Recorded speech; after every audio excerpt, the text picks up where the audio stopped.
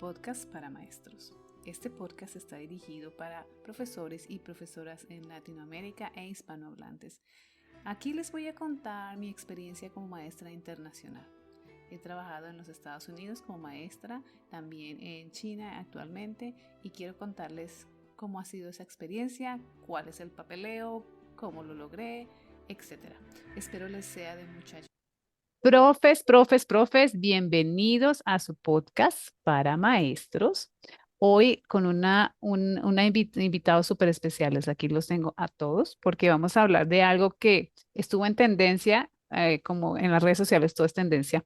Estuvo en tendencia mucho y nos afecta a los maestros y afecta a la educación y afecta a los padres de familia, que fue la serie Adolescencia. Y nosotros nos pusimos a la tarea de verla y tenemos mucho que decir, bueno, especialmente nuestros invitados.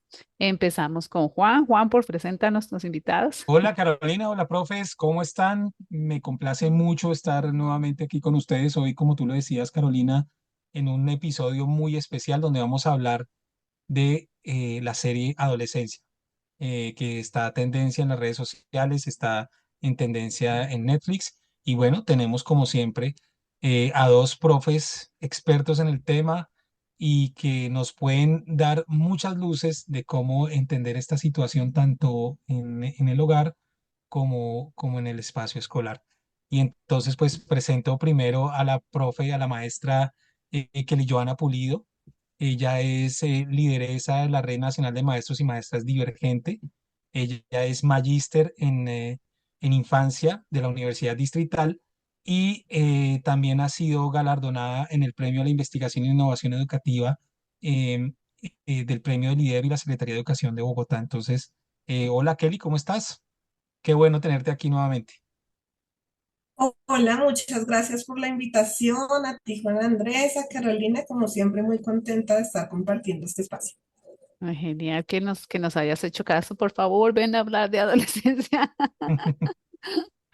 Sí, así es. Y bueno, y por el otro lado tenemos al profe Luis Miguel Bermúdez Gutiérrez, magíster en investigación social interdisciplinaria, doctor en educación, profe galardonado en el Global Teacher Prize como finalista en el Top 10, ganador del Global Teacher Award y pues bueno, uno de los profes más reconocidos que tenemos en Colombia y pues es un orgullo también tenerte aquí. Luismi, ¿cómo estás?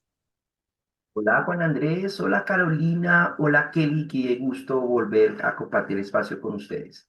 Maravilloso que nos hayas aceptado la invitación porque sabemos que estás haciendo muchas cosas muy ocupado y pues estamos aquí, por favor. Entonces, nos parece muy bonito de tu parte que nos aceptes la invitación y que estés con nosotros compartiendo sobre este tema tan importante. Claro que sí. Entonces, vamos a pensar y vamos a hablar de esto con los profes sobre adolescencia.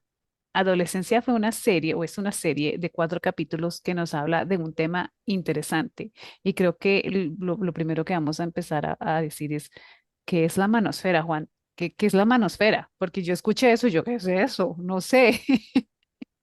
Sí, bueno, la manosfera es esencialmente, pues, cómo se trata el tema de la masculinidad, una forma de masculinidad hegemónica en en la red, en Internet, en Ok. las redes sociales, tiene que ver con, pues, con una forma de entender la masculinidad muy radical que promueve valores heteropatriarcales, misógenos, que es antifeminista y que por eso culpa precisamente a los movimientos de liberación sexual y feministas de lo que les está ocurriendo, de lo que supuestamente ocurre a la masculinidad actual o contemporánea en cuanto a que se supone que están oprimidos y que están en un segundo lugar y que todas las luchas feministas pues se les está afectando.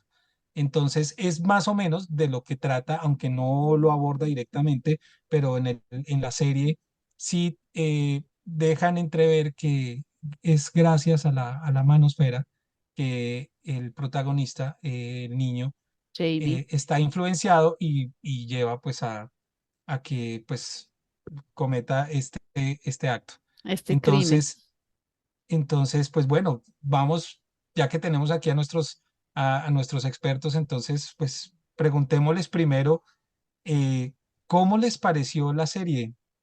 ¿Qué creen que podemos, qué nos está diciendo la sociedad contemporánea? ¿Cuáles son las primeras impresiones que ustedes tienen? Profe Kelly, empecemos contigo. Bueno, yo creo que es una serie que es imperdible tanto para padres, madres de familia, cuidadores como educadores. Yo creo que permite abordar directamente las realidades que están viviendo nuestros jóvenes, nuestros niños, nuestras niñas y adolescentes, no solo en ciertos países, pero yo me atrevería a decir que a nivel general, donde hay uso de dispositivos y de Internet, son las realidades que se están viviendo en nuestras escuelas, en los diferentes ámbitos, en los diferentes territorios. Es importante que empecemos a acercarnos precisamente a qué es lo que están viviendo nuestros jóvenes, a cuáles son sus necesidades, cuáles son sus problemáticas y cómo esto está repercutiendo pues en muchas otras problemáticas sociales como el bullying, como precisamente esas violencias basadas en género, esas violencias sexuales que están observadas en la escuela. Entonces me parece fundamental que empecemos a construir muchos aprendizajes en torno a todo esto que es lo de género y que muchas personas han tratado de tener reserva o distancia, pero que definitivamente es algo que está en nuestro diario vivir y es algo que debemos empezar a pensar crítica y reflexivamente con nuestros niños, niñas y adolescentes. Profe Luis Miguel, ¿qué ¿Qué opinión? impresiones te dio? ¿Qué opinión tienes inicialmente de la serie? ¿Cómo te pareció y qué crees que podemos aprender de ella? Bueno, la serie en general me parece que responde al contexto que precisamente estamos sufriendo actualmente por la movilidad política que ha tenido el mundo hacia una ideología bastante fuerte en cuanto a un concepto de masculinidad y feminidad tradicional que empieza a tomar fuerza cuando empieza a tener fuerza ética dentro de la política. Y lo que yo veo no es tampoco nada novedoso. O sea, yo cuando empiezo a ver la serie, digo, claro, nos estamos escandalizando de algo que el contexto actual está visibilizando, pero que antes estaba escondido. Y es precisamente el contexto de las violencias de género. Yo vi claramente en esta serie las consecuencias de unas violencias de género, ¿sí? Que se están exacerbando por el contexto actual. Pero aquí hay algo curiosamente y es que generalmente cuando se hablan de violencias de género se entiende hacia la violencia hacia la mujer. Y dentro del concepto mismo, incluso entre los movimientos feministas, no ven, no ven como algo homólogo que haya una violencia de género hacia el varón. Dentro de nosotros, la experiencia que hemos tenido a nivel educativo, las violencias de género, cuando estamos hablando a nivel de la escuela, sí afectan tanto a hombres y mujeres. Porque nosotros hemos visto que estas violencias de género son la forma en cómo la sociedad y la cultura modelan los cuerpos de los chicos adolescentes en crecimiento a la feminidad y masculinidad hegemónica. Entonces veo que en esta película, aunque no está bajo ese título, bajo ese concepto, para mí es clara, evidente cómo se muestran las consecuencias de una violencia de género en el varón. Entonces creo que para mí esta,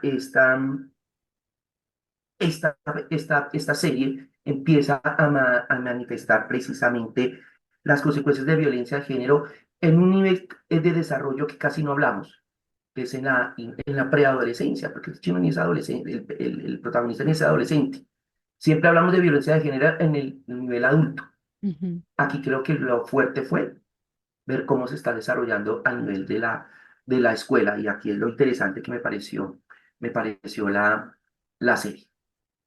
Sí, y es bien interesante algo que noté y es ese concepto de que el feminismo va en contra de la masculinidad y que esa nueva forma de feminismo los oprime a ellos, ¿no? Que era como que lo que el chico recibía cuando estaba en su hogar, frente a su computador, como que recibía esta información de que los feminismos y las mujeres los están oprimiendo, les están quitando, y esto me parece curioso, y yo creo que tampoco es nuevo, pero sí, de acuerdo con Luis Miguel, definitivamente lo visualizamos más ahora, como que ya lo estamos viendo más, y eso de alguna manera me parece positivo. ¿Cómo se abordaría esa situación desde el aula? qué clase, digamos, en las clases de primaria, Kelly, o en las clases de bachillerato, o antes de la adolescencia, con los chicos, ese tipo de feminismo y cómo reivindicamos esa, o cómo evitamos que se malinterpreten estos feminismos y que no se crea que la masculinidad está en riesgo o no sé, cómo se abordaría ese tema en la escuela. Y yo creo que hay mucho desconocimiento hacia el feminismo o hacia los feminismos, incluso no solo en la escuela, sino en la población en general, en los adultos, en los mismos maestros, en los mismos educadores. Cuando yo he intentado trabajar el tema de género, de equidad de género, por ejemplo, en los distintos grados de tercero a quinto, incluso en el preescolar, el primer reclamo que hacen los estudiantes hombres es ¿por qué todo se habla de las mujeres? Porque el centro son las mujeres. Ellos empiezan a sentirse aludidos y empiezan a sentirse como si fueran señalados, como agresores, como victimarios, y eso empieza a generar unas resistencias, unas tensiones cuando uno empieza a abordar ese tipo de temáticas. Digamos que la manera más asertiva de empezar a abordar esto en las aulas es desde proyectos de actividades puntuales donde también se reconozca al hombre, como lo decía el profe Luis Miguel, como una víctima también de estas formas de relacionarnos entre géneros. Entonces, cuando uno le dice, bueno, pero es que acá las víctimas no somos solo las mujeres, los hombres también sufren a raíz de estos mandatos sociales, de estos estereotipos, de estos roles de género. Igualmente, también hacer conscientes a las niñas que no solo los hombres son agresores o son victimarios, sino que nosotras las mujeres también somos muy machistas, las mismas maestras, las mismas mamás, las mismas abuelas. Entonces, cuando empezamos a decir, ah, bueno, nosotros nos debemos empezar a identificar todos, todos como víctimas, pero también empecemos a hacernos conscientes de en qué momentos y en qué cosas, en qué lenguajes, en qué narrativas, en qué acciones, yo también termino siendo un victimario hacia los demás, hacia las demás. Empezar a hablarles, por ejemplo, a los chicos de cómo esa construcción de masculinidad hegemónica ha hecho una brecha entre ellos y toda la parte socioemocional, de expresión de emociones, de expresión de sentimientos, de incluso situaciones como, por ejemplo, querer asumir compromisos, todos estos discursos que se tejen en torno al deber ser de la masculinidad y que no les permite relacionarse a ellos de una manera diferente. Algunos autores, por ejemplo, plantean que la masculinidad o los niños desde muy temprana edad empiezan a hacerse conscientes de qué es ser hombre con un evento traumático que pasa en su infancia. Allí en la serie Adolescencia veíamos, por ejemplo, que Jamie decía y el papá lo reconocía que estaba jugando fútbol, él no era muy bueno en el fútbol, eso generaba frustración en el padre, generaba frustración en él. Allí él se cuestiona por qué no soy un buen hombre que juega bien en fútbol, por qué no soy como los otros hombres. Tampoco fue bueno en el boxeo, era muy bueno dibujando, pero el papá quería que fuera bueno en los deportes que son estereotipados como para los hombres. Entonces, esos eventos donde a un niño se le obliga a ser fuerte, valiente, a no llores, ¿sí? A métete en un deporte rudo y tienes que ser valiente, afrontarlo y ser competitivo y tienes que lograrlo porque eres un hombre, pues ya empieza a generar unas presiones muy fuertes sobre nuestros niños que hace que a su vez ellos asuman unos papeles de rudeza, de agresividad, de brusquedad, que los permite mantenerse cumpliendo ese rol que les han asignado.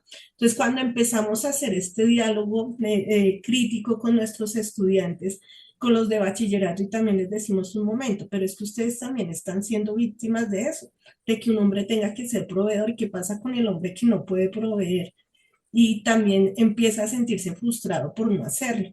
Y hay muchas aristas que se pueden empezar a trabajar y que permite que ellos bajen un poco la guardia en cuanto a esto del tema de género y empiecen también a verlo de una manera más crítica y que es a favor no solo de las mujeres, sino de todas las personas Sí. en general. Genial, me parece o sea, es muy interesante que generalmente, claro, cuando uno ve el feminismo y habla del feminismo, habla de la mujer, pero claro, cuando uno ve todo lo que es el machismo en sí, el patriarcado, todo lo que afecta y cómo afecta a los dos géneros, ya el pensamiento como uno como mujer o como maestro empieza a decir, ven, si es que no solo son las mujeres las víctimas, los hombres también han sido víctimas y siguen repitiendo patrones y se vuelven victimarios en algunos casos. Entonces me parece muy, muy interesante lo que dices. Tú que, Luismi, ¿cómo lo haces en el aula? Yo creo que tú ya lo haces en tus aulas. Bueno, primero, mira que una de las cosas que primero que quiero reflexionar fue cuando yo vi la serie, pues que se llamaba Adolescencia, pues creí que iba a haber más un desarrollo sobre esa etapa de desarrollo y lo que veo fue que fue una película que estigma, una etapa de desarrollo que le estigmatiza. Ujú, O sea, toda la adolescencia pasa eso. Y precisamente aquí yo quiero hacer una reflexión sobre si es que verdad que la película está mostrando una crisis de la masculinidad o está mostrando una crisis de la adolescencia. ¿Sí? Porque el título nos muestra que es una crisis de la adolescencia sí. y no de la adolescencia completa, sino del hombre. ¿Será que todos los adolescentes todos los adolescentes actuales están desarrollando bajo ese modelo y están respondiendo de la manera? Yo la verdad no vi nada que tuviera que ver con la adolescencia y ¿por qué no le ponen un título más acorde a masculinidad en crisis? Es una cuestión, no sé si el título fue para no generar molestias en el tema que iban a tratar, pero yo la verdad no vi nada de lo que tenía que ver con la adolescencia, me parece que estigmatiza esta etapa de desarrollo. Por ejemplo, yo aquí me acuerdo mucho en los estudios de género, cuando los estudios de Margaret Mead, cuando va al Pacífico Sur y escribe un libro sobre precisamente la adolescencia y la sexualidad humana y descubre que efectivamente la adolescencia es un invento de la sociedad occidental, de que la adolescencia no es una etapa universal de los seres humanos y que todas esas características que se han dado de que todos los adolescentes tienen que pasar, ella descubrió que solamente pasa con los adolescentes modernos. ¿M? Y Wow. que eso hace parte de la cultura. Entonces, a mí me parece que cuando colocan adolescencia es que también están colocando como hay una crisis de la forma en cómo nosotros estamos imponiendo patrones según nuestras etapas de desarrollo. Y yo creo que por eso la película causó tanta molestia o tanta polémica, porque pues era todas unas violencias hacia la mujer que siempre ya hemos visto, pero creo que aquí lo interesante y lo que causó polémica es que fueran vistas desde un niño. Ujú. ¿M? Incluso yo me acuerdo que hay una parte de la escena en donde el chico está con la psicóloga y se le para y es que le dice que usted no me controla. Y yo decía, claro, uno diría que niño violento con esta chica. Pero yo me imaginaba esa misma escena, el papá regañando al niño. Yo veía esa escena diariamente en los colegios. Cuando el papá le dice, es que usted me vuelve a perder una materia y metas en esa cabeza de M, así es como los tratan. Todos los santos días. Y cuando uno ve esa escena, es como, oiga, sí, tenga consideración con su papá, que se esfuerza. Acabamos de decir cómo el papá o la mamá violenta psicológicamente a su niño porque pues tiene una queja en el colegio. Y generalmente, sí, chico, vea cómo puso a su papá, se ha considerado porque trabaja. Entonces ahí sí se le atribuye cuestiones positivas a esa reacción violenta. Pero como lo genera un niño, entonces ahí sí es un estigma. Pero si lo hubiera generado el adulto regañando al niño, ay, yo soy papá y sé que es tan duro, entonces lo entiendo perfectamente. Entonces también hay que ver que ahí también estamos hablando no solo de la crisis de la masculinidad, sino estamos preguntando si es una crisis de la adolescencia o más bien una crisis de la familia. Porque creo que la película estuvo mostrando precisamente que es que este niño no es fruto de la soledad, Ujú. es fruto de unos patrones culturales, sociales y principalmente familiares como núcleo social que está reproduciendo precisamente esos patrones machistas. ¿Mm? Y ahí me uno con Kelly, y es que es precisamente tenemos que mirar que nosotros tenemos que quitarnos ese foco de hablar del machismo y ver principalmente la figura masculina. Estamos hablando de una cultura machista, y hombres y mujeres nacemos en esa cultura machista y nos programan precisamente para operar bajo esos parámetros y reproducir ese machismo. La película nos muestra qué fue el papel fundamental del papá bajo la construcción de esa masculinidad tóxica. También mostró el papel pasivo que también generó la mamá frente a ese tipo de creaciones de violencias. ¿Mm? Entonces, incluso yo estaba mirando y en esta pregunta ya cuando sobre la escuela decía, Si esto hubiese ocurrido en una escuela colombiana, en una escuela latinoamericana, yo hablo más de Colombia, digo, los protagonistas no hubiesen sido la policía, hubiesen sido los maestros. Porque yo decía, si a mí todo lo que ocurrió, que al chico le estaban haciendo bullying porque le estaban haciendo incel, que pusieron fotos y todo lo resolvió la policía, y yo decía, no, esto acá en Colombia ya lo estaríamos resolviendo nosotros desde antes, desde la escuela. Y Se hubiera también eso podido me pone a evitar. pensar que generalmente nos critican mucho en Colombia porque pues no tenemos esos resultados frente a la parte cognitiva del conocimiento, pero es que prácticamente nosotros diariamente tenemos que enfrentar esas violencias de un país que se caracteriza por estar siempre latente en la Violencia. violencia, Ujú. ¿sí? Y vemos porque nosotros, a pesar de que nuestros chicos también son violentados, también tienen esa construcción de la masculinidad, no generan todas esas violencias tan fuertes dentro de la escuela porque hay algo que las contiene. Los Y es maestros. precisamente ese papel de la escuela. Yo decía, lo que tú me preguntabas, antes de eso, nosotros tenemos una ley, se llama la Ley 1620, que desde antes está evitando que en la escuela se reproduzcan todas esas violencias. Allá le pueden llamar manósfera, aquí lo podemos llamar ciberbullying, como esto, pero nosotros evitamos desde la escuela y desde la formación que estas cosas ocurran. Y eso me hizo sentir muy orgulloso de la escuela colombiana, porque como nosotros siempre hemos estado en guerra, en conflicto, 50 años de conflicto armado, pues Sí. esto generalmente pues, eso cae en la escuela. Pues vivimos con esa violencia y hemos aprendido en la escuela a generar múltiples proyectos para contener las consecuencias de esa violencia. Y hoy vemos cómo esto trae consecuencias positivas. Y es que Defini- precisamente nosotros no hubiésemos permitido que ese ciberbullying que pasó el niño, que esas fotos que la niña circuló, nosotros hubiésemos activado una ruta de atención. Yo, por ejemplo, te lo digo, yo ya pasé por eso, Ujú. tal cual.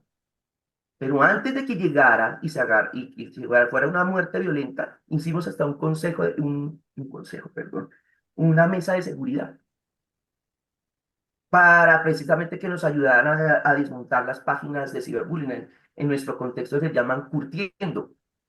Ok. Mi colegio es Gerardo Páez Curtiendo Gerardistas.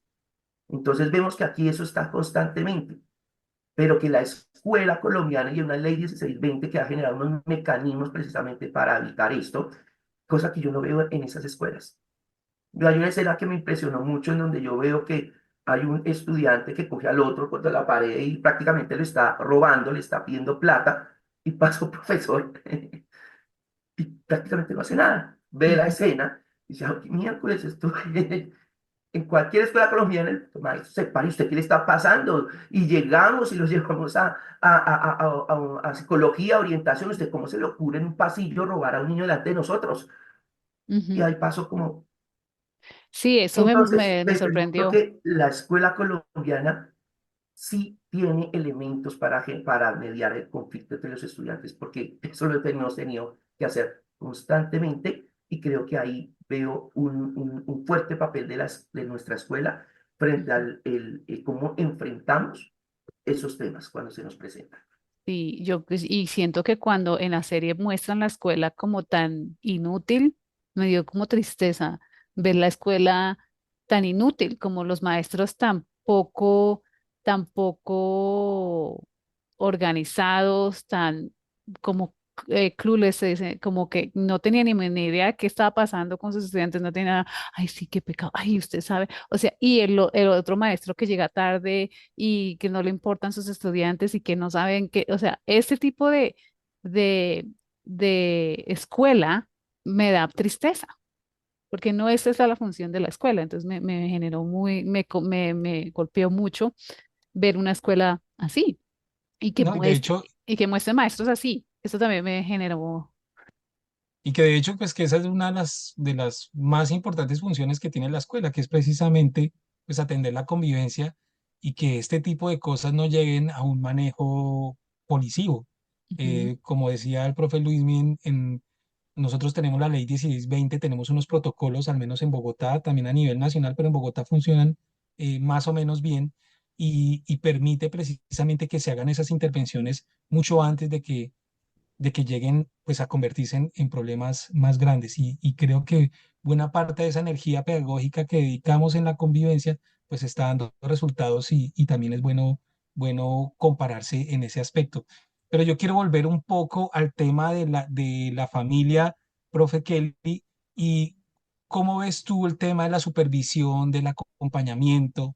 Sí, por ejemplo, en la serie el papá no parecía una persona violenta que agrediera físicamente, pero tú ya señalaste cómo había ahí una violencia simbólica con respecto a la construcción de masculinidad que se estaba dando en la crianza del niño. ¿Cómo ves tú el tema de la supervisión, del acompañamiento, del acompañamiento frente a las redes sociales, al uso de pantallas, de celulares y ese tipo de cosas en la cual tú tienes experiencia también? Sí, bueno, de acuerdo también con Luis en que sí se nota una estigmatización hacia la adolescencia que había creer que todos los adolescentes son así. Y diríamos que no hablar de adolescencia como tal, sino de pubertad o de jóvenes, de niños y adolescentes, pero no estigmatizarlos porque el hecho de que haya pasado un caso, que pase en caso, no quiere decir que todos los niños o las niñas tengan ese tipo de comportamientos o ese tipo de problemáticas. De hecho, también hay niños muy emancipados en muchas cosas, liderando cosas, muy empáticos con sus compañeros. De hecho, lo que uno más evidencia en la escuela es precisamente que pasan muchas problemáticas, incluso muy ajenos de los adultos o del acompañamiento de adultos, y entre ellos se respaldan, se acompañan, se aconsejan, se ayudan, sí, terminan siendo los parce, los amigos, los que así como sufren la adolescencia, la pasan, pero entre ellos construyen pues sus redes, sus grupos también de amigos, y siento que eso hizo falta también ahí como en resaltarlo en esta serie.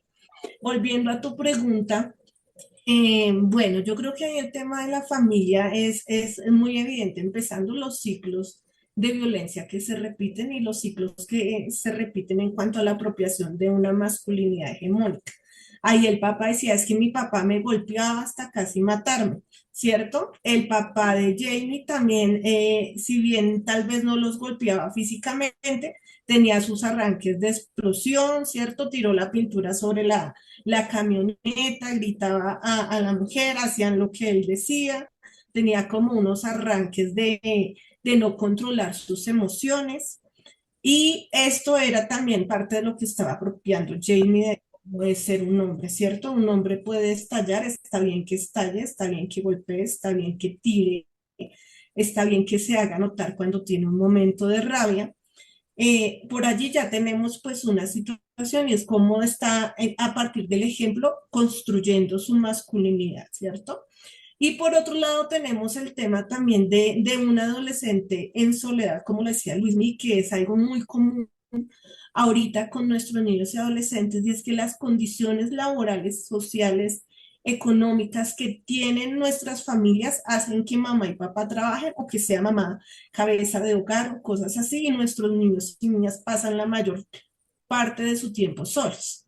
La solución que nos han vendido es un dispositivo para que no salga a la calle porque creemos que el peligro está en la calle, ¿cierto? Para que no salga al parque solo, para que no se meta a la pandilla, para que no consuma. Pero entonces el soltarle un computador, una tablet, un celular, incluso desde tempranas edades, 5 años, uno ya ve que los papás regalan de Navidad, de cumpleaños, un dispositivo electrónico sin tener mayor conciencia del espectro de peligros, situaciones y personas que se están abriendo ante un niño que no tiene una mayor formación de un uso responsable de esta internet o de estas redes sociales o los juegos, incluso los videojuegos que están haciendo. Y el completo desconocimiento también de nosotros los adultos de lo que son las culturas juveniles, de todo lo que se está moviendo en la internet, ¿cierto? Entonces el ejemplo de la manósfera y estas tendencias de hombres que quieren ratificar los roles y los estereotipos femeninos y masculinos, pero que también quieren defender sus privilegios y que se mantengan esos privilegios, y creen que las mujeres son privilegiadas y que su cuerpo es para ellos y que además la mujer tiene que servir, ¿cierto? Se ve ahorita en estas tendencias de estas mujeres cocinando recetas y pastelitos para sus novios. Entonces quieren seguir manteniendo unas ideologías, unos estereotipos, unas formas de relacionarnos, y eso es lo que están viendo nuestros niños y nuestras niñas, ¿cierto? Memes misóginos, bromas pesadas, donde se sexualizan a nuestras niñas, donde todo es en torno al cuerpo, en torno a a la sexualidad. Y esto es lo que están viendo estos videojuegos de masacres y luego vemos cómo en Estados Unidos y en varios países llegan los chicos a masacrar a sus compañeros de escuela, ¿cierto? Entonces vamos a ver, nuestros niños y nuestras niñas están creciendo carentes básicamente de tiempo y de afecto. Y eso es algo que está ahorita o viene ya desde unas décadas, desde el cambio en estas dinámicas laborales y en las familias, donde los niños quedan a cuidados de terceros si es que tienen cuidadores. Entonces se encierran en su cuarto a inicio de consumo de pornografía a temprana edad, por ejemplo. Y muchas de esas acciones que ellos ven, observan y apropian de la pornografía, pues quieren aplicarlas hacia sus compañeras, hacia sus compañeros, con lenguajes demasiado obscenos, con juegos, incluso también como bajarse en los pantalones, como agarrarse, no tocarse en ciertas partes de su cuerpo, hacer comentarios o piropos muy fuertes. Entre chanza y chanza se mueven todo un tipo de dinámicas en las escuelas donde no hay respeto por el cuerpo, por la sexualidad. Y vamos a ver de dónde lo está sacando el niño o la niña. Cuando uno cita a los papás, dice, pero si mi hijo no sale, pero si mi hijo casi no tiene amigos, pero no saben con quién se está hablando su hijo o qué tipo de contenido están viendo. Y llegan niños totalmente dormidos, incluso niños de primaria, a las aulas con ojeras. Ya no me dormía a las 2 de la mañana, me dormía a las 3 de la mañana. Es que mi mamá, mi papá me dejan estar en el computador o en el celular hasta esa hora viendo series, incluso de narcos, de muchas cosas. Y pues esos lenguajes violentos y esas culturas violentas es lo que viene a manifestarse en la escuela. Entonces ahí el papel de nosotros, los padres, los educadores, de cómo vamos a empezar a formar a nuestros niños, a nuestras niñas para que sean críticos, y también vamos a empezar a asumir responsabilidades como adultos, porque no podemos culpar a los niños de cómo son cuando nosotros estamos dejando hacer nuestro papel de crianza y de educación como debe ser. Sí, Muy bien. es fuerte porque, claro, en la serie los padres dicen, pero él no salía, pero él estaba acá, pero estaba al frente del computador y pensábamos que estaba bien. Entonces, esa parte al final de la serie, cuando los dos padres lloran, se nota mucho ese desconocimiento de ellos mismos, ese desentendimiento de pensar que un niño frente a una pantalla está educándose o que está bien o que no va a pasar nada. Entonces, esto es un despertar de un momentico, papás, mamás, educadores, las pantallas, la conexión a Internet pueden ser también tan peligrosas como la calle, aunque también siento que algo que tú anotas es que se está perdiendo la comunidad, ¿no? El sentido de comunidad en la adolescencia, porque yo recuerdo crecer con mis amigos adolescentes haciendo tonterías. Y éramos un grupo largo de chicos allá jugando voleibol, molestando, corriendo, igual haciendo tonterías, pero éramos juntos, éramos un grupo. Y hoy en día sí hay una adolescencia, bueno, muchos, no podemos decir que todos, están creciendo solos. Sí, y además que, digamos que en esas redes sociales también ocurre mucho el tema del bullying, del ciberbullying, que era algo que el profe Luis Miguel nos estaba contando. Y yo quisiera preguntarte, Luismi, precisamente, que tú has dicho en varias conferencias, el tema de que la homofobia es la violencia basada en género que sufrimos los varones, independientemente de la orientación sexual. Eh, ¿Y cómo viste esto en la serie? A pesar de que el protagonista hace mucho énfasis en que él no es gay y que refuerza esa masculinidad, pero efectivamente se puede ver que estaba sufriendo bullying, un bullying homofóbico y un bullying también que estaba reforzando o que estaba buscando reforzar como algún estereotipo de masculinidad. Sí, en efecto, dentro de del trabajo que nosotros manejamos, hemos visto que en nuestro trabajo pedagógico con niños, niñas y adolescentes en edad escolar, no hombres adultos, las violencias de género operan de manera diferente. Y descubrimos que las violencias de género éramos como si son violencias porque operan. Si uno de ser humano naturalmente rechaza lo que es violento. Ujú, Pues claro, porque tienen una función social en la escuela. Y esa función social de las violencias de género, como les dije comenzando, es modelar los cuerpos de esos niños y niñas que están creciendo a la mentalidad y formas de la masculinidad y feminidad hegemónica. Esas violencias de género en el hombre adolescente es principalmente la homofobia, como la principal técnica violenta para modelar y asegurar que ese adolescente se convierta en esa masculinidad hegemónica. Yo siempre doy un ejemplo. Número, si yo cojo y le digo a las chicas que están acá, ustedes son perras, inmediatamente hasta la palabra como que frena, se ujú, vuelve violento, como lo digo acá en pantalla, es ujú, supremamente violento y los hombres sabemos que queremos violentar a una mujer y se lo decimos con una fuerza. Las mismas mujeres que quieren violentar entre ellas mismas saben que esa palabra la dicen con fuerza. ¿M? Pero si llegan y me dicen como hombre, cualquier hombre, usted es el perrazo, usted es un... Yo no voy a sentir lo mismo que siente una mujer.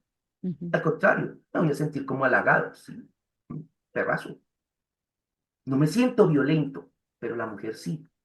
Pero si por el contrario le digo, ustedes parecen las flores más bellas, bueno, les molestará, pero tampoco se sentirán violentas. O bueno, qué bonito. Pero si yo le digo aquí a los hombres, uy, qué bonita flor te ves, linda flor, ¿cómo te ves allá? Y pártete rondalla, ¿sí? Inmediatamente el macho exacerba su postura masculina, ¿sí? Y eso exacerba su postura masculina porque la cultura le genera aún con una práctica, con una tendencia homofóbica, la cuestiona y entonces lo activa. Entonces tú ves el chico adolescente que dice, ay, es que usted para camina como mujer. ¿Y qué hace inmediatamente el hombre? ¡Pum! Camina tal y empieza a caminar así. ¡Ah! ujú, Se exacerba.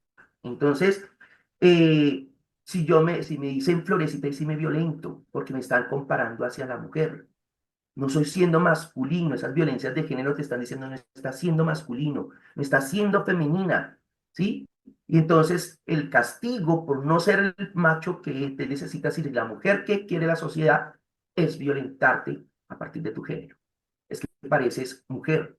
Los hombres no lloran. Entonces es que en la masculinidad hegemónica somos fuertes, rudos, no lloramos, resolvemos, ¿sí? ¿Mm? Y el que no lo haga, ay, parece mujer. ujú, Y la mujer que es líder, que usted parece hombre. ¿M? No, hay unos modelos y unos roles estereotipos de género. Y resulta que precisamente con los movimientos feministas y con todo el cierre de brechas, pues efectivamente eh, eh, empieza a haber una crisis, porque tú también lo está pasando las mujeres. Pues hablamos antes de la crisis masculina, pero la mujer cuando ya tampoco sabe a cierta forma cuáles son los roles que va a establecer dentro de la sociedad también entra en crisis. Entonces, lo decía Pierre Bourdieu, en una masculinidad en crisis porque ya, por ejemplo, esos roles y estereotipos de género que estaban muy bien establecidos ya se están desdibujando. Esos privilegios que estaban establecidos se están desdibujando. Y ahora imagínense estos adolescentes o estos niños en esas prácticas de crianza. En la casa, criados con ese modelo tradicional. Porque no nos digamos mentiras. Tú puedes llegar a ser muy avanzado en estos temas, pero si tú tienes un hijo o una hija, tú tienes dos miedos. Y es que tu hijo te salga gay y tu hija te embaraza. Y lo he visto en todos, hasta los que trabajamos el tema. Hay ese miedo. Y ese miedo inconsciente va a determinar tus prácticas de crianza. Y puedes decir, es que no, yo no quiero que mi hijo sea gay porque es que va a sufrir discriminación. Tienes miedo. Y ese miedito es porque tú quieres, como mamá, no tener que vivir y como papá, el estigma de una sociedad que dice, porque tu hijo te salió así, porque se embarazó tu hija, te culpan. Y eso hace que tu inconsciente opere con prácticas, con microprácticas de crianza que van reforzando esas prácticas machistas. ¿Mm? Entonces, oye, es que mi hijo cumplió 16 años y no lo veo con chicas. Se la pasa jugando videojuegos encerrado con hombres. ¿Y cuál es tu miedo? No, profe, mi hija me trajo novio y está apenas en séptimo. Bueno, pero tu hijo también. ¿Por qué te preocupas tanto por el noviazgo de tu hija y no el noviazgo de tu... ¿Sí entiendes? Como, mira, a tu hijo de 16 me vienes y me dices que estás preocupado porque no se la pasa con mujeres, ¿sí? Entonces, ¿qué estás pretendiendo? ¿Mm? Pero por otro lado, a tu hija te criticas que tenga novio. ¿Por qué entonces te preocupa que tu hijo varón no tenga novia y te preocupa que tu hija mujer sí tenga novio? ¿Por qué? Porque hay unas cuestiones de género ahí. Porque todavía siguen preguntando si es niño o niña. Porque saben que nos van a criar de manera diferenciada. Y eso está entrando en crisis porque está el adolescente con una crianza tradicional y por otro lado vive en un mundo donde también hay unos discursos que le está diciendo que esta crianza es negativa. Ujú. Y a mí me ha pasado. Por ejemplo, que me llegan a mi clase los niños violentados, con el ojo morado. ¿Por qué le pegó? Mi papá me pegó. No, pues porque pues, como estoy viendo estos temas y le dije, papá, deje de ser machista como se me salió. Y pum, me pegó para que sea hombre. ¿Ve? Entonces, me veía como en el colegio me están enseñando sobre la equidad de género, sobre la no reproducción de las violencias de género, sobre la deconstrucción de la masculinidad tóxica, de la masculinidad hegemónica. Nos están enseñando eso, que ese es el nuevo paso. Y por el lado llego a mi casa y todo esto que me dice la escuela es negativo para mi casa. O sea, no es el modelo.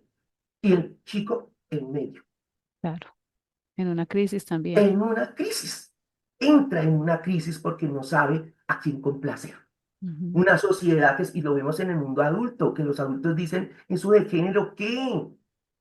Para mí el género, el discurso de género es lo que realmente marcó diferencia la modernidad de la posmodernidad. Porque cuando hay un montón de personas mayores que no entienden el tema de género y creen que eso es una exageración, claro, ya son personas, sujetos históricos de otro siglo. Los sujetos de este siglo XXI nos sentamos en las narraciones de género. Y el que no se sienta con eso y lo es porque eres un sujeto histórico de otra época. ¿Mm? Pero todavía estamos esas generaciones ahí haciendo tensiones en los discursos y hay una pugna de ese discurso hegemónico de la masculinidad y feminidad hegemónica que se siente que está cuestionado y que está tomando fuerza para defenderse. Sí. Y que en este momento encontró un contexto político en países muy poderosos que reproducen ese tipo de contexto. Entonces ahí es cuando empezamos a mirar esto, el violentómetro, violencias de género. Entonces acá está, por ejemplo, que la violencia de género está, por ejemplo, me responsabiliza del cuidado del hogar. Ujú. Entonces, sí, es una violencia de género, pero no le hacen película. ¿Mm? Le hacen película a la forma más violenta de la violencia de género, que es la muerte. El asesinato. Entonces, ¿qué estamos pasando? No hemos resuelto el problema del machismo, de la cultura machista. Todavía vivimos una cultura machista. Es decir, que nos acostumbramos políticamente correctos a vivir en un machismo que esté en el nivel más bajo del violentómetro. ¿Mm? Aquí estamos todos.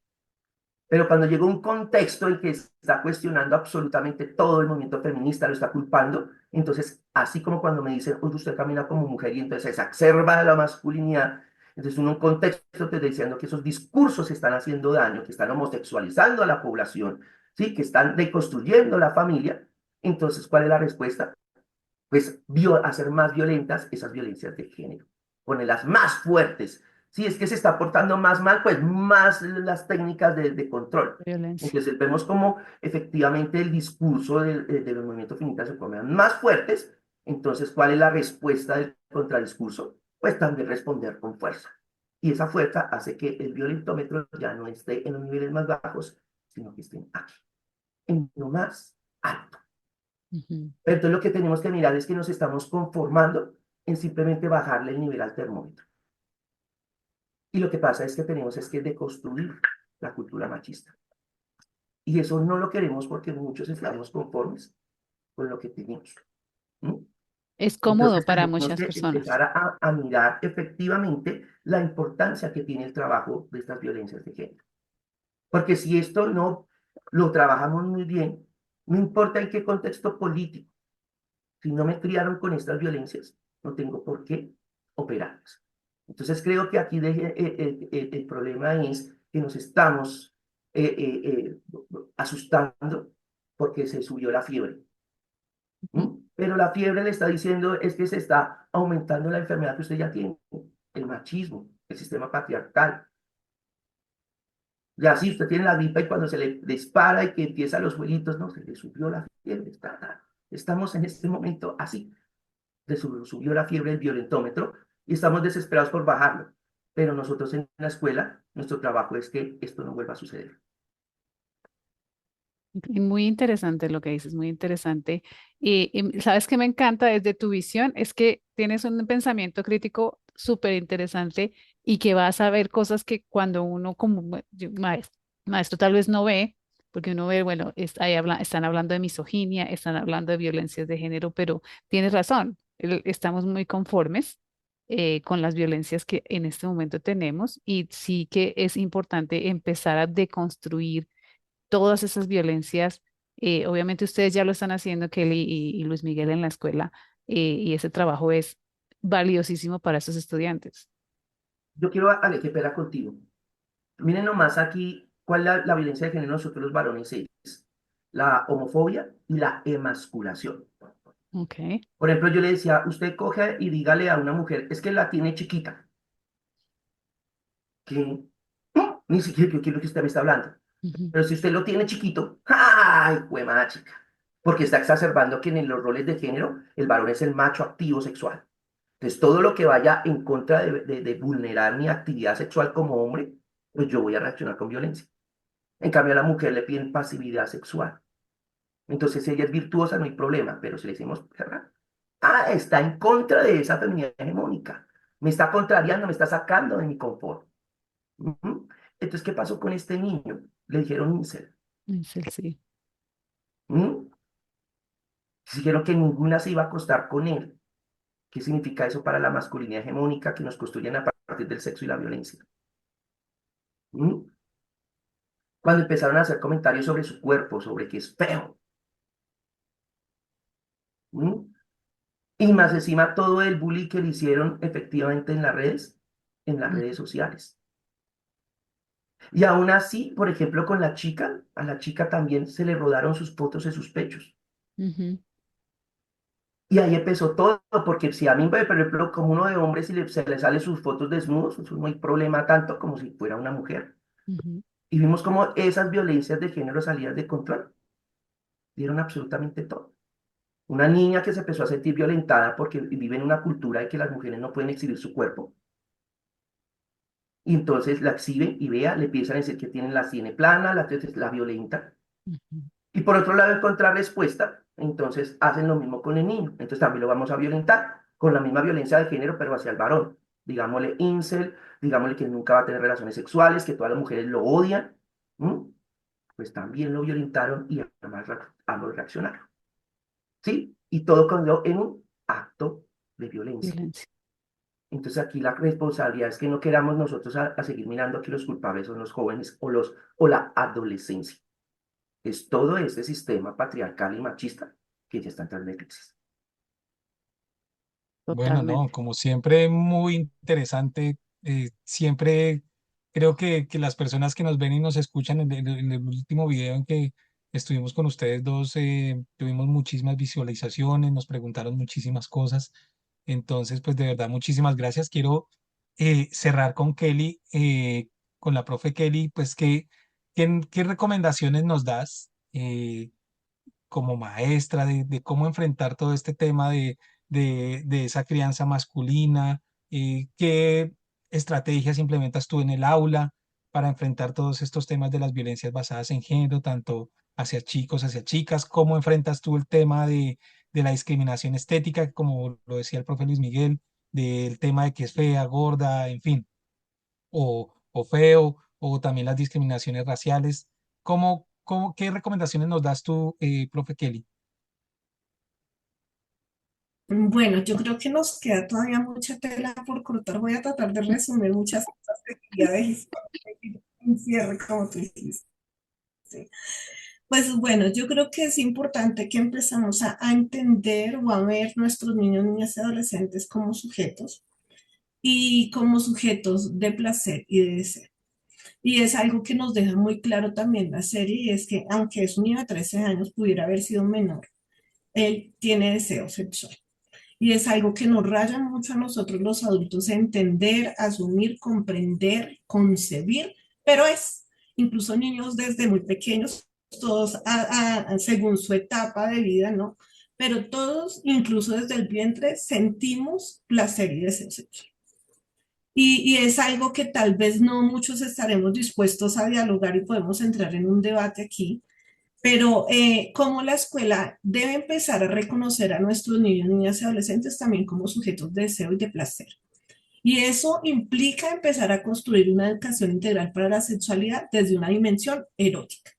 Si Jamie en esa película o en esa historia hubiera tenido una educación sexual donde le enseñaran a caminar su placer de una manera asertiva, de pronto desde el autoplacer o bueno, no sé, desde otras formas, muy seguramente él no hubiera asumido a su compañera Kate como un objeto de placer que tiene que cumplir sus deseos sí o sí.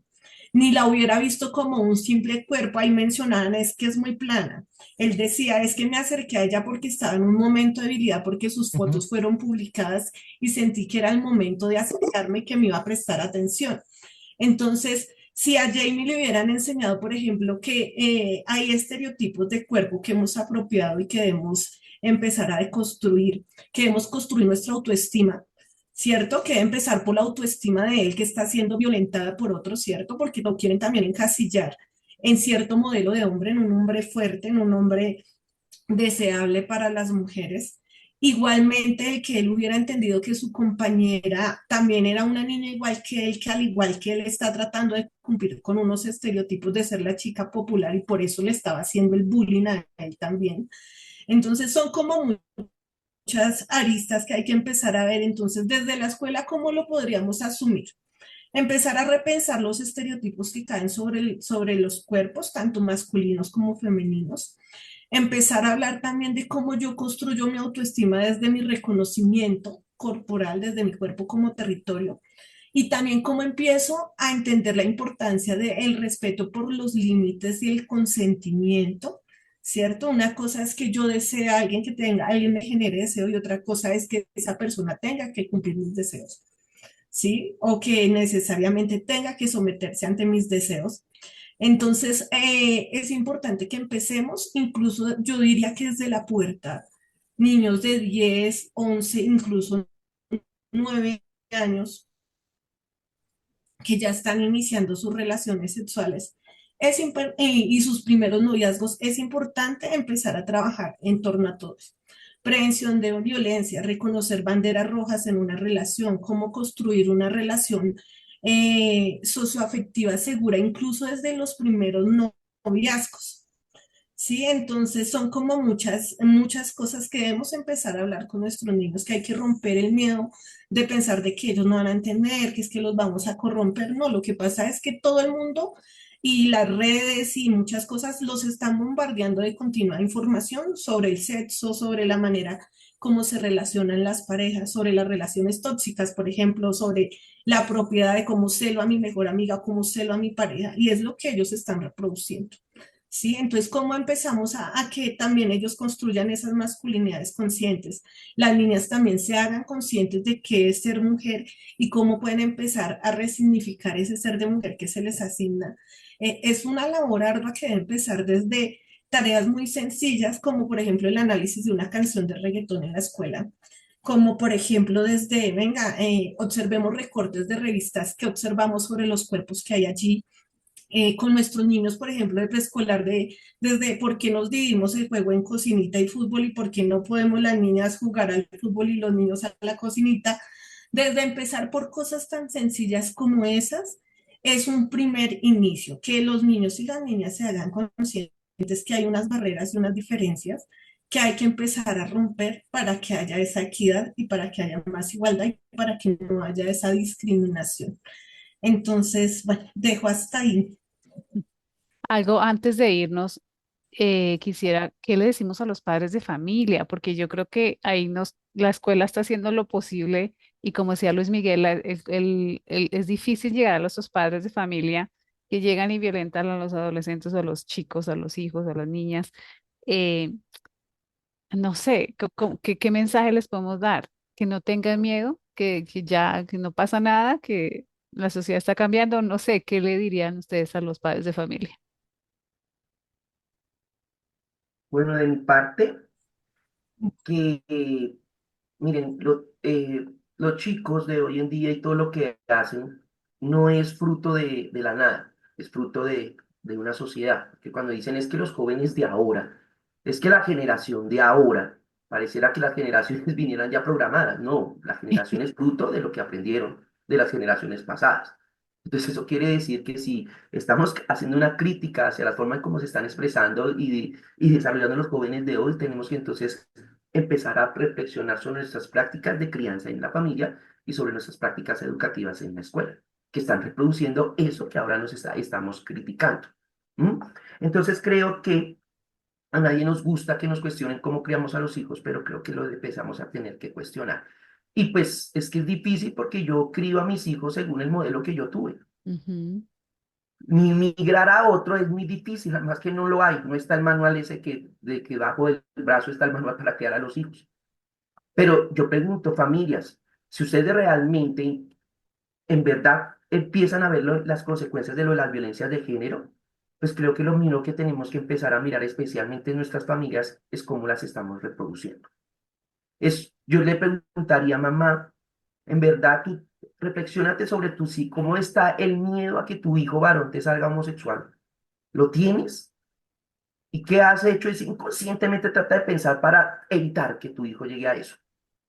Y lo mismo si eres papá o mamá de una hija adolescente. Por ejemplo, otra vez estaba en una charla de masculinidades que querían ser conscientes frente a la menstruación y creían que ser consciente era saber todo el proceso de la menstruación. Ujú. Y yo le dije, no, querido, el problema es todo el simbolismo, el control del cuerpo que tienen las niñas a partir de los papás cuando menstruan. Cuando le dices, no salga, no tengas novio. No, la niña pueden ver un tutorial ya de YouTube cómo se puede poner la toalla, ¿tá? Pero si necesita que tu papá, después de que la niña tenga la menarquia, dejes de controlarle su cuerpo, dejes de vigilarlo, dejes de verlo como un problema, que es que el problema es cuando yo soy el papá de una hija y no cuando soy el papá del hijo. ¿M? Cuando tienes esa mentalidad, esa es la que tienes que cambiar. Entonces, mi recomendación es que como padres de familia y como educadores, reflexionemos qué estamos reproduciendo nosotros para que se reproduzcan en la siguiente generación esas prácticas machistas. Si hay un niño o una niña machista, es porque está siendo criado en un contexto machista, en donde estamos nosotros. Entonces, en vez de estar cuestionando qué es lo que tienen estos niños, cuestionémonos nosotros qué estamos haciendo para reproducir este tipo de adolescentes que parece que no nos está gustando. Yo Definitivamente, dime. quisiera Dale. algo ahí a esa pregunta, si es posible, y es, ahorita tenemos una crisis de sentido que es lo que están viviendo directamente nuestros niños, niñas y adolescentes. Más que otras generaciones hayan sido mejores o mejor educadas y que estas no lo sean tanto, siento que en antiguas generaciones algo estaban haciendo bien, no el ser autoritarios y golpear y la correa y el cohete, sino que los niños y las niñas y los jóvenes, por ejemplo, eran llevados con sus padres, con sus abuelos a trabajar en el campo, acompañar a mamá y a papá a trabajar. Se asumían ciertas responsabilidades, incluso desde muy pequeños. Tenían como lo que tú decías, el parche de infancia, el de montar bicicleta, el de montar patines, patinetas, el de, bueno, en diferentes hobbies, diferentes talentos que se empezaban a cultivar desde los mismos amigos del barrio. Y cuando esto se está perdiendo en cierta medida para estar en esta conexión virtual, en esta continua y relación con los dispositivos, siento que esto ha repercutido mucho en la salud mental y emocional de nuestros niños, niñas y adolescentes, en su depresión, en su ideación suicida, en esa pérdida de sentido, en esa pérdida de contacto, lo que tú decías, con lo humano, con el otro, con la otra, con el otro. Entonces, siento que es muy importante que se rescate desde lo intergeneracional precisamente el ampliar el espectro a los niños desde la lectura, desde la música, desde el rock, desde muchas cosas que ahorita no se les está permitiendo, no se les está generando los suficientes espacios para que ellos tengan una opción diferente a conectarse y a sentirse cómodos solo en la conexión de mía con un aparato y no con los otros, los demás. Yo creo que eso es fundamental también para empezar a repensarnos cómo nuestros niños y nuestras niñas se están relacionando, porque ellos están transponiendo realidades virtuales en su realidad, ¿cierto? Están trayendo todas estas acciones, todas estas problemáticas, ejemplos, etcétera, que viven o que ven en redes sociales, en los videos, en las películas, en todo, lo están trayendo pues a su vida porque es el único espectro que tienen en el momento. Entonces, importante como desde nosotros los adultos vamos a empezar a asumir esa responsabilidad de una crianza más asertiva, más acompañada, más desde el afecto, más desde el diálogo y perder el miedo a hablar las cosas, porque es que a veces nosotros los adultos pensamos que al no hablarlo, solucionamos el problema o evitamos que pase. Si yo no hablo de sexualidad, el niño no va a tener relaciones sexuales. Eso es falso, ¿cierto? El hecho de que yo intente ocultar algo no quiere decir que no esté allí. El hecho de que yo quiera que mi niño o mi niña esté en una bolita de cristal y yo no lo deje untar de la realidad, no quiere decir que el niño y la niña en cierto momento va a tener que afrontar cosas. Entonces, ¿cómo nosotros como adultos empezamos a hablar de una manera directa, clara, franca con nuestros hijos, nuestras hijas, nuestros estudiantes? Qué pena, yo quiero agregar algo de lo que dijo que sobre el mundo virtual. Y es que mire que los chicos, estamos diciendo que estamos todos inmersos en el mundo virtual y también los adultos. Sí. Eso sí también. Pero entonces preguntémonos, si el mundo virtual es tan falso y el mundo real es el que es bonito, el que el que toca el cuerpo, el que llega al alma, ¿por qué todos nos estamos yendo hacia lo virtual? Un niño me decía, profe, porque el mundo virtual me ofrece lo que ya no me ofrece el mundo real, aceptación. Mm, Cuando estoy con mi familia, todos me critican, nunca les cumplo todas sus expectativas, me hacen sentir mal, me hacen sentir incómodo, me hacen sentir que no soy. Todo lo que soy les molesta. En cambio, me hacen sentir solo, malo. Y cuando voy al mundo virtual, me encuentro con una comunidad que me acepta como soy, que me acepta tal cual como yo me expreso, que no me critica, que no me juzga. Y por eso me la paso más ahí, porque me ofrece más de lo que me ofrece el mundo real. ¿Cómo es que el mundo virtual me está aceptando mi identidad y mi personalidad y mi mundo real desde mi familia me rechaza? Entonces tenemos que, incluso como adultos, porque a veces te ensimismas tú como adulto tanto en tu celular, ¿qué te está ofreciendo ese celular que no te está ofreciendo el mundo real? Tú eres adulto y puedes tener esa capacidad cuando estás horas en tu celular, no tienes que preguntarle al joven. Pregúntate tú como adulto cuando estás tan embelesado con el celular, pregúntate qué es lo que te está ofreciendo. sí. Bueno, ante todo, muchísimas gracias por este conversatorio tan bonito y tan importante para nuestros educadores y para los chicos también, si lo ven los chicos, y también para los maestros que están conectados con el podcast. Es demasiado importante analizar este tipo de comportamientos, ayudar a nuestros estudiantes, darles herramientas. Y bueno, una de las herramientas que vi que tú mencionaste, Luismi, fue el violentómetro. ¿Dónde lo conseguimos? Claro que sí. Mira, esto fue una investigación que hizo la Universidad Nacional de Colombia y precisamente nos visibilizó que ese machismo se expresa en la sociedad con unas formas de violencia y efectivamente nos enseña en qué momento este violentómetro hay que tener una alerta. Por Ujú. ejemplo, aquí la violencia más baja dice, minimiza mis logros y mis sentimientos cuando uno de hombre hace eso con la mujer, muy acostumbrados a esos micromachismos que llaman. ¿Sí? Y luego te va diciendo, mira, cuando ya llegues a esta parte donde dice que ya te maltrata física y sexual o te amenaza a partir de los hijos, te está diciendo, ojo, eso ya se está saliendo de las manos, tenemos que actuar.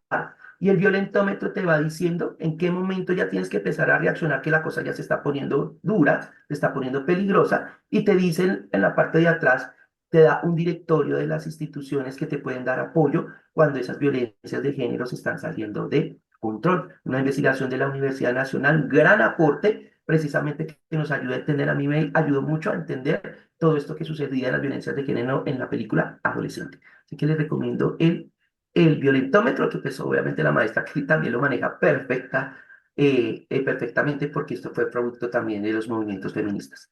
Perfecto. ¿Dónde lo Lo recomiendo. conseguimos? ¿Lo busco en la Universidad Nacional en la página?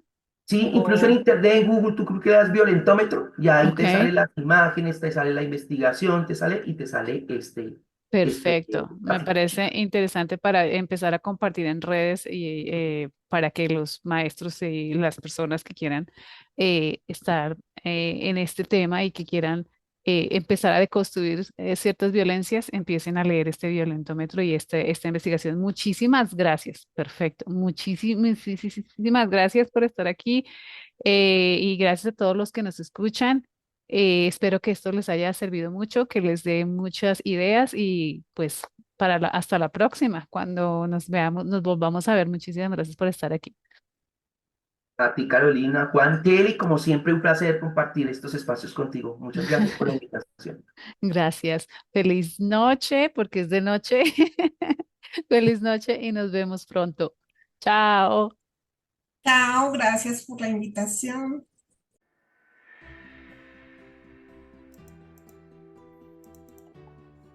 Bueno, profes, hasta aquí va este capítulo. Espero les haya servido mucho, que les haya gustado, les haya encantado, que los haya entretenido, que les sirva la información que les estoy dando. Se pueden comunicar conmigo en mi página de internet www.paramaestros.info. Ahí están mis contactos, mis redes sociales. Pueden llegar ahí, mirar, contactarme, escribirme a mi correo electrónico. Mi correo electrónico es podcast@paramaestros.info. Ahí escríbanme, yo estaré muy pendiente de sus mensajes. Si quieren que les cuente algo nuevo o alguna información que les parezca interesante, que quiera que les comparte que les comparta, con mucho gusto les compartiré. Solo escríbanme y bueno, nos estamos escuchando. Un abrazo fuerte y hasta el próximo capítulo. Chao.